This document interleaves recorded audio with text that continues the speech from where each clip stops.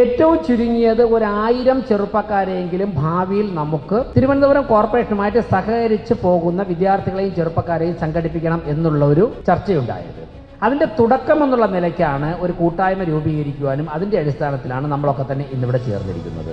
2047 കേരളത്തിൽ നിന്നും ഭാരതത്തിൻ്റെ വിവിധ മേഖലകളിലേക്ക് എത്തേണ്ട ചെറുപ്പക്കാരാണ്, യുവാക്കളാണ് നിങ്ങൾ ഇവിടെ ഇരിക്കുന്നത് എന്നുള്ളതാണ് ഞങ്ങളുടെ പ്രതീക്ഷ. കോർപ്പറേഷനുമായി ബന്ധപ്പെട്ട് ഒരു ചെറുപ്പക്കാരുടെ നേതൃനിര കൂടി വളർന്നു വരികയാണ് തിരുവനന്തപുരത്ത്.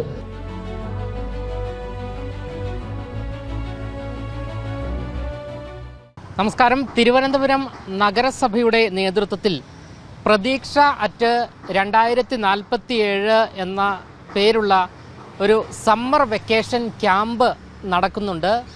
തിരുവനന്തപുരം കനകക്കുന്നിന് തൊട്ട് മുൻപിലാണ് ഇത്തരത്തിലൊരു ക്യാമ്പ് നടക്കുന്നത്. ഈ ക്യാമ്പിൽ തിരുവനന്തപുരം നഗരസഭാ മേയർ VV രാജേഷ് ഇപ്പോൾ സംസാരിക്കുകയാണ്. പ്രിയപ്പെട്ട സുഹൃത്തുക്കളെ, തിരുവനന്തപുരം കോർപ്പറേഷൻ മുന്നോട്ട് വച്ച ഒരാശയമാണിത്.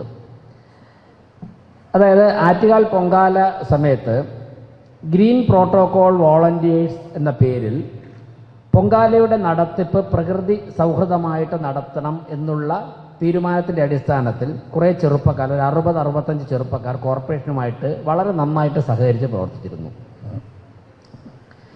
മേയർ എന്നുള്ള നിലയ്ക്ക് പല ഘട്ടങ്ങളിലും അതിലൂടെയൊക്കെ തന്നെ കടന്നു പോകുമ്പോൾ യാദൃച്ഛികമായിട്ട് ഇവരുടെ പ്രവർത്തനം ശ്രദ്ധിക്കുകയും ഒക്കെ ചെയ്തിട്ടുണ്ട്. എന്നാൽ ആ തിരക്കുകൾക്കിടയ്ക്ക് ഓരോ കാര്യങ്ങളിലും ഇവരുമായിട്ട് നേരിട്ട് ഇൻട്രാക്ട് ചെയ്യാൻ വേണ്ടിയുള്ള സമയം എനിക്ക് കിട്ടിയിട്ടില്ല. ആരോഗ്യ സ്റ്റാൻഡിംഗ് കമ്മിറ്റിയാണ് അക്കാര്യങ്ങളൊക്കെ ചെയ്തു പോയത്. പൊങ്കാലൊക്കെ കഴിയുന്ന സമയത്ത് ഉൾപ്പെടെ നിരീക്ഷിച്ചപ്പോൾ ഈ ചെറുപ്പക്കാരുടെ ആത്മാർത്ഥത, കുറച്ച് പെൺകുട്ടികളുണ്ട്, ഇവരുടെ സമൂഹത്തോടുള്ള ആത്മാർത്ഥതയും പ്രതിബദ്ധതയും കണ്ടുകൊണ്ടാണ് അങ്ങനെ ഒരു പ്രതിഫലവും ഇച്ഛിക്കാതെ സമൂഹത്തിന് വേണ്ടി പ്രവർത്തിക്കാൻ തയ്യാറായി വന്നവരെ ഈ ഒരു പദ്ധതി കഴിഞ്ഞതിന് ശേഷം അങ്ങനെ അങ്ങ് പോയി കഴിഞ്ഞാൽ അവരുടെ ആ ഒരു കൂട്ടായ്മ, അവരുടെ ഒരു ഊർജം, ഇതൊക്കെ കൂടുതൽ നിലനിർത്താൻ സാധിച്ചാൽ തിരുവനന്തപുരം കോർപ്പറേഷൻ മാത്രമല്ല നമ്മുടെ നാടിന് നല്ലൊരു സന്ദേശമായിരിക്കും എന്നുള്ള ഒരു കൂട്ടായ ചർച്ചയിൽ നിന്നുകൊണ്ടാണ് ആ പ്രക്രിയ കണ്ടിന്യൂ ചെയ്യാമെന്ന് ഞങ്ങൾ ആലോചിച്ചത്. അതിൻ്റെ അടിസ്ഥാനത്തിൽ ആ കുട്ടികളെയൊക്കെ തന്നെ അടുത്ത ദിവസങ്ങളിൽ ഒരുമിച്ച് വിളിക്കുകയും മേയറിൻ്റെ ചേംബറിൽ തന്നെ ഞങ്ങൾ പലതവണ ഒരുമിച്ചിരിക്കുകയും ചെയ്തിരുന്നു. ഈ ആശയം മുന്നോട്ട് വച്ചപ്പോൾ അവരൊക്കെ തന്നെ, അനീഷും ശരത്തും ഉൾപ്പെടുന്ന ബാക്കി എല്ലാവരുടെയും പേരുകൾ ഞാനങ്ങനെ ഡീറ്റെയിൽ ആയിട്ട് അതിലേക്ക് പോയില്ല, അവരൊക്കെ തന്നെ കോർപ്പറേഷൻ ഭരണസമിതി കാണിച്ചതിനേക്കാൾ വളരെ ആത്മാർത്ഥതയും ആവേശത്തോടുമാണ് ഈ ആശയത്തോട് പ്രതികരിച്ചത്. അങ്ങനെ പലതവണ ഞങ്ങൾ ഒരുമിച്ചിരിക്കുകയും എങ്ങനെ മുന്നോട്ട് പോകാമെന്ന് ചിന്തിക്കുകയും ചെയ്തപ്പോഴാണ് ഏറ്റവും ചുരുങ്ങിയത് 1000 ചെറുപ്പക്കാരെങ്കിലും ഭാവിയിൽ നമുക്ക് തിരുവനന്തപുരം കോർപ്പറേഷനുമായിട്ട് സഹകരിച്ച് പോകുന്ന വിദ്യാർത്ഥികളെയും ചെറുപ്പക്കാരെയും സംഘടിപ്പിക്കണം എന്നുള്ള ഒരു ചർച്ചയുണ്ടായത്. അതിൻ്റെ തുടക്കം എന്നുള്ള നിലയ്ക്കാണ് ഒരു കൂട്ടായ്മ രൂപീകരിക്കുവാനും അതിൻ്റെ അടിസ്ഥാനത്തിലാണ് നമ്മളൊക്കെ തന്നെ ഇന്നിവിടെ ചേർന്നിരിക്കുന്നത്. ഇതിലൂടെ കോർപ്പറേഷൻ്റെ ഭരണസമിതി വിഭാവനം ചെയ്യുന്നത്, സ്വാഗത പ്രസംഗത്തിൽ പാറ്റൂർ രാധാകൃഷ്ണൻജി പറഞ്ഞതുപോലെ, ഒരു പഞ്ചായത്ത്, കോർപ്പറേഷൻ, മുനിസിപ്പാലിറ്റി എന്ന് പറയുമ്പോൾ പൊതുവായി രൂപപ്പെട്ടിരിക്കുന്ന ഒരു ധാരണ ആ നാട്ടിലുള്ള വീടുകളുടെയും കെട്ടിടങ്ങളുടെയും കരം പിടിക്കുവാനുള്ള ഒരു ഏജൻസിയാണ്. അവിടെ ഇപ്പം മാലിന്യം കൂടിയപ്പോഴേക്കും മാലിന്യം മാറ്റുവാനുള്ള ഒരു ഏജൻസി മാത്രമാണ്, അല്ലെങ്കിൽ തെരുവുനായെ പിടിക്കുവാനുള്ള ഒരു ഏജൻസിയാണ്, പിന്നെ വീടിൻ്റെ പ്ലാൻ വരച്ച് ഉദ്യോഗസ്ഥൻ്റെ പിന്നാലെ നടന്ന് അതിൻ്റെ സാങ്ഷൻ വാങ്ങിക്കുവാനുള്ള ഒരു ഏജൻസിയാണ് എന്നൊക്കെയുള്ള ധാരണ മാത്രമാണ് പൊതുസമൂഹത്തിൽ പതിഞ്ഞിട്ടുള്ളത്. എന്നാൽ ഇതൊക്കെ ശരിയാണ്. ഈ ധാരണയൊക്കെ തന്നെ, ഈ പറഞ്ഞ കാര്യങ്ങളൊക്കെ തന്നെ ഒരു ലോക്കൽ സെൽഫ് ഗവൺമെൻറ് ചെയ്യേണ്ട കാര്യങ്ങളാണ് എന്നൊക്കെ തന്നെ ഞാൻ സമ്മതിക്കുമ്പോൾ തന്നെ ഈ സമൂഹത്തിലുള്ള ഏറെക്കുറെ ലോ ആൻഡ് ഓർഡറിൽ നേരിട്ടിടപെടുക എന്നുള്ളതൊഴികെ എല്ലാ മേഖലയിലും ജനജീവിതത്തിൽ ഇടപെടാൻ സാധ്യതയുള്ള സാഹചര്യങ്ങളുള്ള നിയമം അനുവദിക്കുന്ന ഒരു പ്രസ്ഥാനമാണ് ഒരു ലോക്കൽ സെൽഫ് ഗവൺമെൻറ്. അതായത് പഞ്ചായത്താവട്ടെ, മുനിസിപ്പാലിറ്റി ആവട്ടെ, കോർപ്പറേഷൻ ആയിക്കോട്ടെ, അതിനാണ് ലോക്കൽ സെൽഫ് ഗവൺമെൻറ്, തദ്ദേശ സ്വയംഭരണ സ്ഥാപനം എന്ന് പറയുന്നത്. ഇപ്പോൾ ഇവിടെ ഇരിക്കുന്നതിൽ ടൗൺ പ്ലാനിങ്ങിൻ്റെ സ്റ്റാൻഡിംഗ് കമ്മിറ്റിയുടെ ചെയർമാനാണ് ശ്രീ പാറ്റൂർ രാധാകൃഷ്ണൻ. സ്റ്റേറ്റ് ക്യാപിറ്റലാണ് തിരുവനന്തപുരം. ഈ സ്റ്റേറ്റ് ക്യാപിറ്റൽ, ഈ സിറ്റി ഏത് രീതിയിലാണ് ഭാവിയിൽ മുന്നോട്ട് പോകേണ്ടതെന്ന് പ്ലാൻ ചെയ്യുവാനുള്ള ഒരു അധികാരമാണ് ആ സ്റ്റാൻഡിംഗ് കമ്മിറ്റിക്ക് ആക്ട് മുഖേന കൊടുത്തിരിക്കുന്നത്. വിദ്യാഭ്യാസ സ്റ്റാൻഡിംഗ് കമ്മിറ്റിയുടെ ചെയർമാനാണ് ശ്രീ ചെമ്പഴന്തി ഉദയൻ. ഈ സ്റ്റാൻഡിംഗ് കമ്മിറ്റിക്ക് കൊടുത്തിരിക്കുന്ന അധികാരം തിരുവനന്തപുരം നഗരത്തിലെ വിദ്യാഭ്യാസ സ്ഥാപനങ്ങളുടെ, പ്രത്യേകിച്ച് സ്കൂളുകളുടെയൊക്കെ തന്നെ പ്രവർത്തനത്തിൽ ഏത് രീതിയിൽ നവീകരണം നടത്തണം. അതോടൊപ്പം തന്നെ വികസന സ്റ്റാൻഡിംഗ് കമ്മിറ്റി ചെയർമാനാണ് ശ്രീ കരമന അജിത്ത്. തിരുവനന്തപുരം പട്ടണത്തിൻ്റെ, അതായത് ഇൻ്റർനാഷണൽ പോർട്ട് ഉൾപ്പെടുന്ന വിഴിഞ്ഞം ഉൾപ്പെടുന്ന തിരുവനന്തപുരം, ഇൻ്റർനാഷണൽ എയർപോർട്ട് ഉൾപ്പെടുന്ന തിരുവനന്തപുരം, ഭാവിയിൽ ലോകത്തിൻ്റെ തന്നെ IT കേന്ദ്രമായി മാറുവാനുള്ള എല്ലാ സാധ്യതയുമുള്ള തിരുവനന്തപുരം, ആ തിരുവനന്തപുരത്തിൻ്റെ വികസനം ചിട്ടപ്പെടുത്തുവാനുള്ള ഒരു ബോഡികളിലൊന്നാണ് വികസന സ്റ്റാൻഡിംഗ് കമ്മിറ്റി. അതോടൊപ്പം തന്നെ appeal standing committee chairperson Sindhu ശശിയുണ്ട്. തിരുവനന്തപുരം ജില്ലയിലെ തിരുവനന്തപുരം കോർപ്പറേഷനിലെ നികുതിയുമായിട്ട് ബന്ധപ്പെട്ട് വരുന്ന അപ്പീലുകളൊക്കെ തന്നെ പരിശോധിക്കേണ്ട കമ്മിറ്റിയാണ്. മറ്റ് പല സ്റ്റാൻഡിംഗ് കമ്മിറ്റി ചെയർപേഴ്സൺമാർ ഇവിടെ വന്നിട്ടില്ല. അതിനർത്ഥം ആരോഗ്യം, ഹെൽത്ത് സെക്ടറിൽ സജീവമായി ഇടപെടുവാനുള്ള സ്റ്റാൻഡിംഗ് കമ്മിറ്റിയാണ് ആരോഗ്യം. അപ്പോൾ ഞാൻ ഇത്രയും സൂചിപ്പിച്ചത് ഒരു തദ്ദേശ സ്വയംഭരണ സ്ഥാപനത്തിന് ഇടപെടാൻ കഴിയുന്ന മേഖലകൾ വളരെ വിപുലമാണ്. അപ്പോൾ അത്രത്തോളം സാധ്യതയുള്ള ഒരു പ്രസ്ഥാനം ഈ പട്ടണത്തിലെ അല്ലെങ്കിൽ ഈ പട്ടണത്തെ സ്നേഹിക്കുന്ന മുഴുവൻ ജനങ്ങളെയും സഹകരിപ്പിച്ചുകൊണ്ട് എങ്ങനെ മുന്നോട്ട് പോകണമെന്നുള്ള ചർച്ചയുടെ അടിസ്ഥാനത്തിലാണ് നിങ്ങളെയൊക്കെ തന്നെ ഒരുമിച്ച് ചേർത്തിരിക്കുന്നത്. ഈ ഭരണസമിതി അധികാരത്തിൽ വന്ന ആദ്യ നാളുകൾ മുതൽ തന്നെ ഞങ്ങൾ പറയുന്നത്, ഞങ്ങളൊക്കെ തന്നെ രാഷ്ട്രീയ പ്രവർത്തകരാണ്. രാഷ്ട്രീയ പ്രവർത്തകർക്ക് മാത്രമേ അല്ലെങ്കിൽ രാഷ്ട്രീയ പ്രവർത്തകർക്കാണ് കൂടുതലും ജനാധിപത്യത്തിൽ ഭരണത്തിലെത്താൻ സാധിക്കുന്നത്. അപ്പോൾ സ്വാഭാവികമായും ഭരണത്തിലെത്തുന്ന കുറച്ച് രാഷ്ട്രീയ പ്രവർത്തകരും, ഇപ്പോൾ ദേവിപ്രിയ നമ്മളുടെ ഒരു സൂപ്രണ്ടാണ്, ആ പുറകിലുള്ള ദേവിപ്രിയ ഉദ്യോഗസ്ഥയാണ്. വർഷങ്ങളായി പല സീറ്റുകളിലും പ്രവർത്തിക്കുന്ന ഉദ്യോഗസ്ഥരുമുണ്ട്. അപ്പോൾ കുറച്ച് രാഷ്ട്രീയ നേതാക്കന്മാരും കുറച്ച് ഉദ്യോഗസ്ഥരും മാത്രം ചേർന്നുകൊണ്ടാണ് ഈ നാട്ടിലെ എല്ലാ തീരുമാനങ്ങളും എടുക്കുന്നത്.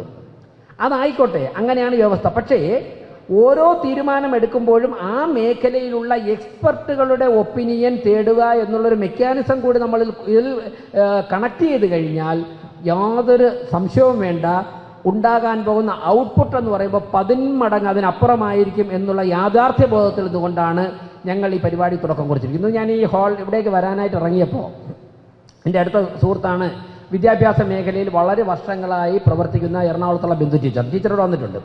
വിദ്യാഭ്യാസ മേഖലയിൽ ദേശീയ അന്തർദേശീയ തലങ്ങളിലൊക്കെ തന്നെ ഉള്ള ബന്ധങ്ങളുള്ള ബിന്ദു ടീച്ചറുമായിട്ട് എനിക്ക് വർഷങ്ങളായുള്ള സൗഹൃദമുണ്ട്. ടീച്ചർ തിരുവനന്തപുരത്തുണ്ട്. ടീച്ചർ എന്നെ കാണാൻ വന്നിട്ട് ഓഫീസിലേക്ക്, കോർപ്പറേഷൻ ഓഫീസിലേക്ക് ഞാൻ ഇങ്ങോട്ട് വന്ന് കാറിൽ കയറുന്ന സമയത്താണ് ടീച്ചറുണ്ട്. അപ്പോൾ ടീച്ചറിനോടൊപ്പം വന്ന് തുഷാരയും അതോടൊപ്പം തന്നെ ബാലഗുരുസ്വാമി സാറും വന്നിരുന്നു. അപ്പോൾ പരിചയപ്പെട്ടു. അദ്ദേഹം ഫോർമർ VC ആണെന്ന് മാത്രമല്ല, അദ്ദേഹമാണ് ആദ്യത്തെ IT ബുക്ക് ഇന്ത്യയിൽ എഴുതുന്നത് അദ്ദേഹമാണ്. അദ്ദേഹത്തെക്കുറിച്ച് തുഷാര പറഞ്ഞു. അപ്പോൾ അത്തരത്തിലുള്ള ഒരു വ്യക്തിത്വത്തെ കൂടി നിങ്ങളെപ്പോലുള്ള നാളെ ഈ നാട് നയിക്കേണ്ട, ഇല്ലെങ്കിൽ ഇന്ന് ഈ നാടിൻ്റെ നാവായിട്ടുള്ള കുട്ടികളുടെ മുമ്പിൽ ഇൻട്രൊഡ്യൂസ് ചെയ്ത് കഴിഞ്ഞാൽ നിങ്ങൾക്കും സമൂഹത്തിനും ഉണ്ടാകുന്ന ഗുണം കണ്ടുകൊണ്ടാണ് ഞാൻ അദ്ദേഹത്തെ കൂടി ഇങ്ങോട്ട് കൂട്ടിക്കൊണ്ടുവന്നത്. ഇപ്പോൾ കഴിഞ്ഞ ദിവസം മാധ്യമങ്ങളിലൂടെ നിങ്ങൾ കണ്ടു കാണും, ഡോക്ടർ ബിജു പ്രഭാകർ, മുൻ തിരുവനന്തപുരം ജില്ലാ കളക്ടർ. അദ്ദേഹം ആശയപരമായി ഞാൻ വിശ്വസിക്കുന്ന പാർട്ടിയുമായിട്ട് വിയോജിപ്പുള്ള ആളാണ്. അദ്ദേഹം പരമ്പരാഗതമായി, അത് അദ്ദേഹത്തിൻ്റെ വിശ്വാസമാണ്. പക്ഷേ as A former district collector or a person who had been living in Trivandrum for the last 40 years, അദ്ദേഹം ഒരു വിദ്യാർത്ഥിയായിരുന്ന സമയത്ത് തന്നെ 1970-കളിൽ തന്നെ തിരുവനന്തപുരത്ത് വന്നിട്ട് പഠിച്ച് വളർന്ന് അദ്ദേഹം IAS പദവി നേടി KSRTCയിലും ജില്ലാ കളക്ടർ എന്നുള്ള നിലയ്ക്കൊക്കെ തന്നെ നല്ല വിജയകരമായി പ്രവർത്തിച്ച ഒരു വ്യക്തി, അദ്ദേഹത്തിനോട് 1-2 മണിക്കൂർ തിരുവനന്തപുരത്തിൻ്റെ വികസനത്തെക്കുറിച്ച് ഇവിടുത്തെ പ്രശ്നങ്ങൾ പരിഹരിക്കുന്നതിനെക്കുറിച്ച് ചർച്ച ചെയ്ത് ആശയങ്ങൾ രൂപീകരിച്ചാൽ എൻ്റെ എഫർട്ട് കുറയും. മാത്രമല്ല ഇത്രത്തോളം എക്സ്പീരിയൻസ് തിരുവനന്തപുരത്തിന് പ്രയോജനപ്പെടുത്താൻ സാധിക്കും. ഇതിൽ നിന്നുകൊണ്ടാണ് നിങ്ങളുടെ ഈ കൂട്ടായ്മയ്ക്ക് നേതൃത്വം കൊടുക്കുവാൻ വേണ്ടി ഞങ്ങൾ തീരുമാനിച്ചിട്ടുള്ളത്. ഈ ഇരിക്കുന്ന 18 വയസ്സിനും 30 വയസ്സിനും ഇടയ്ക്കുള്ളവർ, ചിലപ്പോൾ അതിൽ ചില വ്യത്യാസം വന്നേക്കാം, ഇടയ്ക്കുള്ളവർ ഇപ്പോൾ ഇവിടെ ഞങ്ങൾ 1000 ഭാവിയിൽ പ്രതീക്ഷിക്കുന്നതെങ്കിൽ ഇപ്പോൾ ഒരു 200-250 കുട്ടികളായിരിക്കും ഇവിടെ ഇരിക്കുന്നത്. ഒന്ന് ആലോചിച്ച് നോക്ക്. ഇതിൽ വച്ചിരിക്കുന്നത് പ്രതീക്ഷ 2047, അതായത് 2047 നമ്മുടെ രാജ്യത്തിന് സ്വാതന്ത്ര്യം ലഭിച്ച് 100 വർഷം കഴിയുമ്പോൾ ഈ രാജ്യത്തിൽ ലോകമർപ്പിക്കുന്ന ഒരു പ്രതീക്ഷയുണ്ട്. അപ്പോൾ സ്വാഭാവികമായിട്ടും ഇവിടെ ഇരിക്കുന്നവർക്ക് ഒന്നുകിൽ 45-50 വയസ്സ്, അല്ലെങ്കിൽ ഇപ്പോൾ 18 വയസ്സായ ആളിനാണെന്നുണ്ടെങ്കിൽ 38 വയസ്സ്. അപ്പോൾ സ്വാഭാവികമായിട്ട് ഈ നാടിനെ ഈ വേദിയിലിരിക്കുന്ന പലരും പോലെ അല്ല. അപ്പം അന്ന് ലോകത്തിലെ ഏറ്റവും മികച്ച രാജ്യത്തിന് നേതൃത്വം കൊടുക്കുന്ന ആ രാജ്യത്തിൽ ജീവിക്കുന്നവരായിരിക്കണം നിങ്ങൾ. അതിനുവേണ്ടി എന്ത് ചെയ്യണം? ഇപ്പോൾ തന്നെ നമ്മൾ അതിൻ്റെ അടിത്തറ പാകണം. പലരും പറഞ്ഞിട്ടുണ്ട്, നമ്മൾ പഴം പറിച്ച് കഴിക്കാറുണ്ട് പല വൃക്ഷങ്ങളിൽ നിന്നും. പക്ഷേ ഈ വൃക്ഷം നട്ടത് 10, 20, 30 വർഷം മുമ്പ് ആരോ ആണ്. ആ വൃക്ഷമാണ് നമ്മളിപ്പോൾ നടുന്നത്. ആ ചെടികളാണ് ഇപ്പോൾ നമ്മൾ നടുന്നത്. ഈ ഇരിക്കുന്നതിൽ നിന്നും ലോകോത്തരമായിട്ടുള്ള IT പ്രൊഫഷണൽസ് നാളെ ഉണ്ടാകണം. ഇരിക്കുന്നതിൽ നിന്നും മികച്ച ഡോക്ടർമാരുണ്ടാകണം. ഈ ഇരിക്കുന്നതിൽ നിന്നും മികച്ച അന്താരാഷ്ട്ര കോടതികൾ വാദിക്കുവാൻ പോലും ശേഷിയുള്ള അഭിഭാഷകരുണ്ടായി മാറണം. അവർ സമൂഹത്തിൻ്റെ മുതൽക്കൂട്ടാകണം എന്നുള്ള ഒരു ചിന്തയിൽ നിന്നുകൊണ്ടാണ് നിങ്ങൾ ഒരുമിച്ച് ചേർത്തിരിക്കുന്നത്. എനിക്കിവിടെ ഇരിക്കുന്നവരെ എവിടെ നിന്ന് വന്നാണെന്ന് എല്ലാവരും അറിയില്ല. ചുരുക്കം ഒരു 15-16 പേരെ അറിയാവുള്ളൂ. ബാക്കി എല്ലാവരും തന്നെ തിരുവനന്തപുരത്തിൻ്റെ പല മേഖലയിൽ നിന്ന് വന്നിട്ടുള്ളവരാണ്. നിങ്ങളുടെ ആശയപരമായ വിശ്വാസത്തെക്കുറിച്ച് ഞങ്ങൾക്കറിയില്ല. പിന്നെ അതോടൊപ്പം തന്നെ നിങ്ങളുടെ വിദ്യാഭ്യാസ യോഗ്യതയെക്കുറിച്ച് അറിയില്ല. നിങ്ങൾ ഓരോരുത്തരും വരുന്ന സാമ്പത്തിക പശ്ചാത്തലത്തെക്കുറിച്ച് അറിയില്ല. ഇക്കാര്യങ്ങൾക്കൊക്കെ ഉപരി ഈ സമൂഹത്തെ സ്നേഹിക്കുന്നവരാണ്, ഒരു സോഷ്യൽ കമ്മിറ്റ്മെൻ്റ് ഉള്ളവരാണ് ഈ വന്നിരിക്കുന്നത് എന്നുള്ള ഒരു വിശ്വാസമാണ് ഞങ്ങളെ ഈ പരിപാടി സംഘടിപ്പിക്കുവാൻ വേണ്ടി ഞങ്ങൾക്ക് പ്രചോദനമായിട്ടുള്ളത്. ഞാൻ ചുരുക്കുകയാണ്. ഈ പ്രോഗ്രാം തിരുവനന്തപുരം കോർപ്പറേഷൻ മുൻകൈ എടുത്ത് നടത്തുന്ന ഈ പ്രോഗ്രാം ഇവിടെ അവസാനിക്കുന്നില്ല. ഇപ്പോൾ 2-3 ദിവസം നിങ്ങൾ ഒരുമിച്ച് കൂടുമ്പോഴേക്കും നിങ്ങളുണ്ടാകുന്ന ഒരു കൂട്ടായ്മയുണ്ട്. ഈ കൂട്ടായ്മ നമ്മൾ വീണ്ടും മുന്നോട്ട് കൊണ്ടുപോയി നിങ്ങളുടെ ഓരോരുത്തരുടെയും വ്യക്തിത്വം വികസിക്കുവാൻ വേണ്ടി തിരുവനന്തപുരം കോർപ്പറേഷനും കേന്ദ്ര സംസ്ഥാന സർക്കാരുകൾക്കും എന്താണ് കോൺട്രിബ്യൂട്ട് ചെയ്യാൻ സാധിക്കുന്നത്, ഇതിനെക്കുറിച്ചുള്ള റിസർച്ച് ആയിരിക്കും ഇനി വരാൻ പോകുന്ന ദിവസങ്ങൾ. അതോടൊപ്പം തന്നെ നിങ്ങളുടെ എനർജി സമൂഹത്തിന് ഏത് രീതിയിൽ പ്രയോജനപ്പെടുന്ന തരത്തിൽ നമുക്ക് മുന്നോട്ട് കൊണ്ടുപോകാൻ സാധിക്കും. ഈ തരത്തിലുള്ള റിസർച്ചുകളായിരിക്കും വരാൻ പോകുന്ന ദിവസങ്ങൾ നടക്കുന്നത്. ഇന്നും നാളെയും മറ്റന്നാളും നിങ്ങൾ വ്യത്യസ്ത മേഖലയിൽ നിന്നും വന്നിട്ടുള്ളവർ പരസ്പരം പരിചയപ്പെടുക, അറിയുക, ഞങ്ങൾ മുന്നോട്ട് വെച്ച ആശയത്തെക്കുറിച്ചുള്ള നിങ്ങളുടെ ചിന്തകൾ രൂപപ്പെടുത്തുക. അതിനുശേഷം ഈ 3 ദിവസത്തിന് ശേഷം ഇത് കോർഡിനേറ്റ് ചെയ്ത ടീമായിട്ട് കോർപ്പറേഷൻ്റെ ചുമതലയുള്ളവർ വീണ്ടും ഇരിക്കുന്നുണ്ടാവും. ഞങ്ങൾ വിശദമായിട്ട് ചർച്ച ചെയ്യും.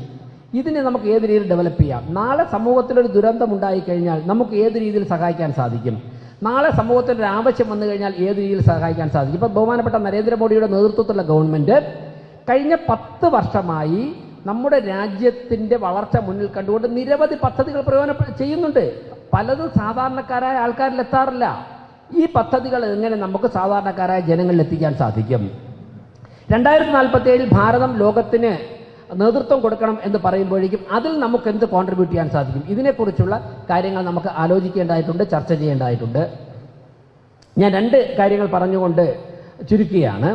ഒന്ന്, ഒരു കാര്യം നമ്മൾ മനസ്സിലാക്കുക. ഇപ്പോൾ ഞാൻ പല പ്രസംഗങ്ങളിലും പറയുന്നൊരു കാര്യമാണ്. പണ്ടൊക്കെ സ്വാതന്ത്ര്യ ദിനത്തിൽ പ്രസംഗിക്കാൻ പോകുമ്പോഴേക്കും 2ാം ക്ലാസ്സിൽ 3ാം ക്ലാസ്സിലൊക്കെ പഠിക്കുമ്പോൾ പ്രസംഗമൊന്നും വലിയ പിടിയില്ല, കാര്യം വായിക്കാറൊന്നുമില്ലല്ലോ.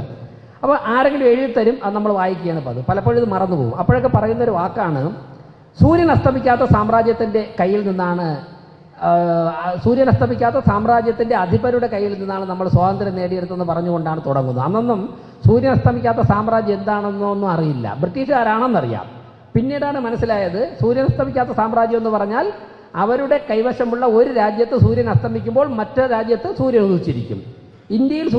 ബ്രിട്ടൻ്റെ കയ്യിലുള്ള ഇന്ത്യയിൽ സൂര്യൻ അസ്തമിക്കുമ്പോൾ ബ്രിട്ടൻ്റെ കയ്യിലുള്ള ഇതിൻ്റെ ഡയറക്റ്റ് ഓപ്പോസിറ്റ് ആയിട്ടുള്ള ഒരു രാജ്യത്ത് സൂര്യൻ ഉദിച്ചിരിക്കും.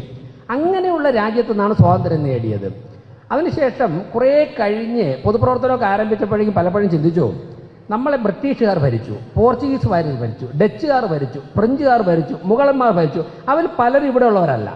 അവരൊക്കെ വന്നത് 10,000 കിലോമീറ്റർ അപ്പുറത്ത് നിന്ന് മാസങ്ങളോളം യാത്ര ചെയ്താണ് ഇവിടെ വന്നത്. ഒന്ന് ആലോചിച്ച് നോക്കി. ഇപ്പോൾ 12 മണിക്കൂർ മതി ലണ്ടനിലെത്താൻ. അന്ന് 8-10 മാസം കപ്പലിലൂടെ യാത്ര ചെയ്താലേ ബ്രിട്ടനിൽ നിന്നും ഇന്ത്യയിലെത്തുകയുള്ളൂ. ഇന്ന് ഒരു വിമാനത്തിൽ 12 മണിക്കൂർ യാത്ര. അപ്പോൾ അന്ന് വളരെ ബുദ്ധിമുട്ടാണ്. 8-9 മാസം യാത്ര ചെയ്ത് ബ്രിട്ടനിൽ നിന്നും കപ്പലിലൂടെ ഭാരതത്തിലെത്തി ഭാരതം ഭരിച്ചു. അവരെന്തിനാണ് എത്തുന്നത്? നമ്മുടെ നാടിനേക്കാളും ദരിദ്രനാരായണന്മാരുടെ ഒരു നാട്ടിലേക്ക് ഇത്രയും കഷ്ടപ്പെട്ട് നമ്മൾ ആരെങ്കിലും പോകുമോ? അപ്പോൾ അന്ന് ബ്രിട്ടീഷുകാർ 9 മാസം കപ്പലിലൂടെ യാത്ര ചെയ്ത് ഭാരതത്തിൽ എത്തുവാൻ വേണ്ടി ആഗ്രഹിച്ചിരുന്നെങ്കിൽ അവരുടെ രാജ്യത്തുണ്ടായിരുന്നതിനേക്കാൾ മെച്ചപ്പെട്ട എന്തൊക്കെയോ അന്ന് ഭാരതത്തിലുണ്ടായിരുന്നു. വർഷങ്ങൾക്ക് മുമ്പ് ഭാരതത്തിലുണ്ടായിരുന്നു. അതൊരു പക്ഷേ സ്വർണ്ണ നാണയങ്ങളായിരിക്കാം, അല്ലെങ്കിൽ സുഗന്ധവ്യഞ്ജനങ്ങളായിരിക്കാം, അല്ലെങ്കിൽ അറിവായിരിക്കാം, അല്ലെങ്കിൽ സംസ്കാരമായിരിക്കാം. അത് നേടുവാൻ വേണ്ടിയാണ് അവർ അന്ന് വന്നതാരായിരുന്നു? ഒരു കപ്പൽ കുറച്ച് പേർ, അല്ലെങ്കിൽ ഒരു 10 കപ്പലിൽ, അല്ലെങ്കിൽ ഒരു 100 കപ്പലിൽ. അന്നത്തെ ജനസംഖ്യ, ഇന്ത്യയിലെ ജനസംഖ്യ എത്രയായിരുന്നു? 36 കോടി. ബ്രിട്ടനിലെ ജനസംഖ്യ 6 കോടി. അപ്പം 6 കോടി ജനങ്ങളുള്ള രാജ്യത്ത് നിന്ന് 36 കോടി ജനങ്ങളുള്ള ഒരു രാജ്യത്തിലേക്ക് ഒരു കപ്പലിൽ കുറച്ചു പേർ വന്ന് ഈ രാജ്യം ഭരിക്കുക, എല്ലാം ഉള്ളൊരു രാജ്യത്തെ ഭരിക്കുക. അപ്പോൾ എന്തായിരുന്നു നമുക്ക് കുറവ്? നമുക്ക് രാജ്യമെന്നുള്ളൊരു സങ്കല്പം, രാഷ്ട്രബോധം നമുക്കില്ലായിരുന്നു. അതുകൊണ്ടായിരുന്നു അവർക്ക് നമ്മളെ ഭരിക്കാൻ സാധിച്ചത്. ഇന്ന് സ്ഥിതി മാറിയിരിക്കുന്നു. എന്താ മാറിയിരിക്കുന്നത്? ഇപ്പോൾ യുദ്ധം നടന്നല്ലോ ഇറാനൊക്കെ ആയിട്ട്. യുദ്ധം നടന്നപ്പോഴേക്കും ഇറാൻ്റെ ഭരണാധികാരി എന്താ പറഞ്ഞത്? ഭാരതത്തിൻ്റെ കപ്പലുകൾക്ക് പാചകവാതകം കൊണ്ടുപോകാൻ വേണ്ടിയുള്ള എല്ലാ സുരക്ഷാ സൗകര്യവും ഞങ്ങൾ ഒരുക്കുമെന്ന് ഇറാൻ്റെ ഭരണാധികാരി പറഞ്ഞു. വേറെ ഒരു രാജ്യത്തിൻ്റെ പേരും പറഞ്ഞില്ല. പാകിസ്ഥാൻ ഒരുക്കുമെന്ന് പറഞ്ഞില്ല, ബംഗ്ലാദേശിന് കൊടുക്കുമെന്ന് പറഞ്ഞില്ല, ശ്രീലങ്കയ്ക്ക് കൊടുക്കുമെന്ന് പറഞ്ഞില്ല. ഭാരതത്തിൻ്റെ കപ്പലുകൾക്ക് കടലിലേക്ക് താണ്ടുവാനുള്ള എല്ലാ സൗകര്യവും ചെയ്യുമെന്ന് ഇറാൻ്റെ ഭരണാധികാരി പറഞ്ഞു. നിങ്ങളെപ്പോലത്തെ ഒരു പെൺകുട്ടി, പാകിസ്ഥാനി പെൺകുട്ടി 6-7 വർഷം മുമ്പ് ഇവിടെ പോയിരുന്നു, യുക്രൈനിൽ പോയിരുന്നു പഠിക്കാനായിട്ട്, മെഡിസിൻ പഠിക്കാനായിട്ട്. യുദ്ധം നടന്നു റഷ്യ യുക്രൈനുമായിട്ട്. എല്ലാ കുട്ടികളും തിരിച്ച് നാട്ടിലേക്ക് ചെല്ലാൻ വേണ്ടി അതാത് രാജ്യങ്ങൾ പറഞ്ഞു. പലരും അവിടെ അപകടത്തിൽപ്പെട്ടു, മരണത്തിലൊക്കെ പോയി. പക്ഷേ പലരും നാട്ടിലെത്തി. പാകിസ്ഥാനിൽ തിരിച്ചെത്തിയ പെൺകുട്ടി എന്താണെന്ന് പറയാൻ പറഞ്ഞത്, ഇതിൽ ആരെങ്കിലുമൊക്കെ ഓർക്കുന്നുണ്ടാവും ഒരു പക്ഷേ. ആ കുട്ടി പറഞ്ഞത്, ഭാരതത്തിൻ്റെ ദേശീയ പതാക ഞാൻ ഞങ്ങളുടെ ബസ്സിൻ്റെ മുകളിൽ പാർപ്പിച്ചത് കൊണ്ടാണ് എനിക്ക് ഇവിടെ എത്താൻ സാധിച്ചതെന്ന് ഒരു പാകിസ്ഥാനി പെൺകുട്ടി പറയുകയാണ്. പാകിസ്ഥാൻ്റെ ദേശീയ പതാക അല്ല അവൾ പാർപ്പിച്ചത്. പലരും ചോദിച്ചു, നിനക്കെങ്ങനെ ഭാരതത്തിൻ്റെ ദേശീയ പതാക കിട്ടി? അപ്പോൾ കുട്ടി പറയുകയാണ്, ഇടയ്ക്ക് അവർക്ക് ഭക്ഷണം കഴിക്കാൻ വേണ്ടി ഒരു സൈറൻ മുഴങ്ങും. അപ്പോൾ ബങ്കറിൽ നിന്നും പുറത്തിറങ്ങി ഭക്ഷണം വാങ്ങിക്കും. അതായത് ശത്രുരാജ്യത്തിൻ്റെ വിമാനങ്ങൾ ഉക്രൈൻ്റെ ആകാശത്ത് വരില്ല എന്ന് ഉറപ്പ് വരുമ്പോഴേക്കും 1/2 മണിക്കൂർ അവർക്ക് സമയം കൊടുക്കും. ഈ സമയം കിട്ടിയപ്പോൾ ഈ കുട്ടി പുറത്ത് പോയി ഭക്ഷണമല്ല വാങ്ങിച്ചത്. ഈ കുട്ടി പുറത്ത് പോയിട്ട് വെള്ള തുണിയും വാങ്ങിച്ചിട്ട് പറഞ്ഞു, ഇന്ത്യയുടെ ദേശീയ പതാക വരയ്ക്കുവാനുള്ള നിറം തരണമെന്ന് പറഞ്ഞു പാകിസ്ഥാനി പെൺകുട്ടി. എന്നിട്ട് അവൾ ബങ്കറിൻ്റെ അടി ചെന്നിരുന്നിട്ട് ഭാരതത്തിൻ്റെ ദേശീയ പതാക വരച്ച് അതും പാർപ്പിച്ചുകൊണ്ടാണ് പാകിസ്ഥാനിലെത്തിയത്. ഞാൻ പറഞ്ഞ ഈ 2 ഉദാഹരണങ്ങളും എടുക്കുമ്പോഴേക്കും നമ്മുടെ രാജ്യം കൃത്യമായ ദിശയിലേക്കാണ് യാത്ര ചെയ്യുന്നത് എന്നുള്ളത് വ്യക്തമാവുകയാണ്. അന്ന് കപ്പലിൽ വന്ന് ഭാരതത്തെ ആക്രമിച്ച് ഈ രാജ്യത്തെ കീഴടക്കാൻ ശ്രമിച്ച ബ്രിട്ടീഷുകാരുടെ രാജ്യത്തിൻ്റെ ഇന്നത്തെ അവസ്ഥയോ? ഇന്ന് കുടിയേറ്റക്കാരെ കൊണ്ട് ആ രാജ്യം പൊറുതി വിട്ടുകയാണ്. അന്യൻ്റെ രാജ്യം ആക്രമിച്ച് കീഴടക്കി ലോകത്ത് മുഴുവനും സർവാധിപത്യം വ്യാപിപ്പിക്കുവാൻ നടന്നവരുടെ രാജ്യത്ത് ഇന്ന് വിദേശ കുടിയേറ്റക്കാരെ കൊണ്ട് അവിടുത്തെ ഭരണാധികാരികൾക്ക് പോലും ജീവിക്കാൻ പറ്റാത്ത സാഹചര്യം എത്തി നിൽക്കുമ്പോൾ ഭാരതത്തിൻ്റെ ഭരണാധികാരികളുടെ വാക്ക് കേൾക്കാൻ വേണ്ടിയിട്ട് ലോകം കാത്തോർത്ത് നിൽക്കുന്നൊരു സാഹചര്യമാണ്. വളരെ നേരായ കാര്യമാണ്. 2047 ആകുമ്പോഴേക്കും ഭാരതത്തിന് ലോകത്തിന് നേതൃത്വം കൊടുക്കുവാൻ സാധിക്കും. അന്ന് ഈ നാട്ടിൽ, ഈ തിരുവനന്തപുരത്ത്, ഈ കേരളത്തിൽ നിന്നും ഭാരതത്തിൻ്റെ വിവിധ മേഖലകളിലേക്ക് എത്തേണ്ട ചെറുപ്പക്കാരാണ്, യുവാക്കളാണ് നിങ്ങൾ ഇവിടെ ഇരിക്കുന്നത് എന്നുള്ളതാണ് ഞങ്ങളുടെ പ്രതീക്ഷ. തീർച്ചയായിട്ടും ആ പ്രതീക്ഷ നിങ്ങൾ അർപ്പിച്ചുകൊണ്ട് തിരുവനന്തപുരം കോർപ്പറേഷൻ രാധാകൃഷ്ണൻ പറഞ്ഞതുപോലെ മാലിന്യ പ്രശ്നം കൈകാര്യം ചെയ്യുമ്പോൾ, തെരുവുനായ് പ്രശ്നം കൈകാര്യം ചെയ്യുമ്പോൾ, വീട്ടുകരം പിഴിക്കുമ്പോൾ, വീടിൻ്റെ പ്ലാനിന് അപ്രൂവൽ കൊടുക്കുമ്പോൾ, അതോടൊപ്പം തന്നെ നിങ്ങളെപ്പോലുള്ള നാടിൻ്റെ അസറ്റുകൾ, നാടിൻ്റെ സ്വത്തുകൾ നിങ്ങളെ വാർത്തെടുക്കുവാനുള്ള പ്രവർത്തനത്തിൽ ഞങ്ങൾ വളരെ സജീവമായിട്ട് ഇടപെടുകയാണ്. വിവിധ മേഖലകളിലേക്ക് നമുക്ക് ഒരുമിച്ച് മുന്നേറണം എന്ന് പറഞ്ഞുകൊണ്ട് ഭാവിയിലും വരാൻ പോകുന്ന എല്ലാ പരിപാടികൾക്കും സഹായ സഹകരണങ്ങൾ അഭ്യർത്ഥിക്കുകയാണ്. ഇവിടെ ചില ചെറിയ സഹായങ്ങൾ മാത്രമാണ് കോർപ്പറേഷൻ്റെ ഭാഗത്ത് നിന്ന് ചെയ്തത്. ഇത് പൂർണ്ണമായിട്ടും കോർഡിനേറ്റ് ചെയ്തത് നിങ്ങളോടൊപ്പം നടക്കുന്ന, നിങ്ങളെ കോർഡിനേറ്റ് ചെയ്യുക നിങ്ങളുടെ സുഹൃത്തുക്കളാണ്. ഒരു 16-17 കുട്ടികളുണ്ട്, പെൺകുട്ടികൾ ഉൾപ്പെടെ. രാത്രിയും പകലും നന്നായിട്ട് അവർ അധ്വാനിച്ചിട്ടുണ്ട്. ഞാൻ ഇന്നലെ രാത്രി 10 മണിക്കൂടെ വന്ന്, 11 മണിക്ക് വന്നിട്ട് പോകുമ്പോഴും മഴയത്ത് അവരിന്ന് സ്റ്റേജൊക്കെ തന്നെ സംഘടിപ്പിച്ചുകൊണ്ടിരിക്കുകയാണ്. എല്ലാ കാര്യങ്ങളും അവരാണ് ചെയ്തത്. തീർച്ചയായിട്ടും അങ്ങനെ കോർപ്പറേഷനുമായി ബന്ധപ്പെട്ട് ഒരു ചെറുപ്പക്കാരുടെ നേതൃനിര കൂടി വളർന്നു വരികയാണ് തിരുവനന്തപുരത്ത്. ഒരു പുതിയ സംസ്കാരം, ഭരണം ലഭിച്ചു കഴിഞ്ഞാൽ കുറച്ച് ഭരണാധികാരികൾ മാത്രം വരുന്ന നാടിൻ്റെ കാര്യം തീരുമാനിക്കുന്നതിൽ നിന്ന് മാറിക്കൊണ്ട് ജനങ്ങളുമായിട്ട് ഇൻട്രാക്ട് ചെയ്തുകൊണ്ട് അവരുടെ അഭിപ്രായം രൂപീകരിച്ചുകൊണ്ട് മുന്നോട്ട് പോകണമെന്നുള്ള ഞങ്ങളുടെ ലക്ഷ്യത്തിന് സഹായകരമായി നിൽക്കുന്ന നിങ്ങൾക്ക് എല്ലാവർക്കും ആശംസ അർപ്പിച്ചുകൊണ്ട് പരിപാടി ഉദ്ഘാടനം ചെയ്ത് പ്രഖ്യാപിക്കുന്നു. നന്ദി, നമസ്കാരം.